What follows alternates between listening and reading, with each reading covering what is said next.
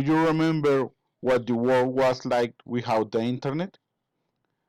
How do you imagine the world without the possibility of connecting with other people? If with only mail you can perform tasks that save us money and above all time.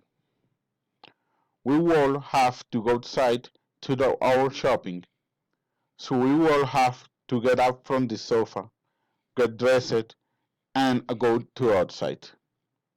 All this within the store's opening hours.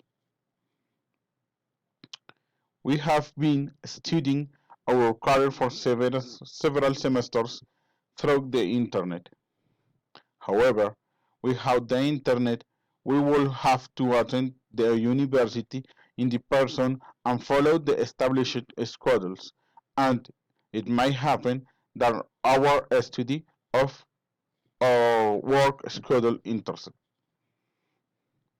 Not having internet will amply refilling leisure time with more reading and always having one on hand for these free moments.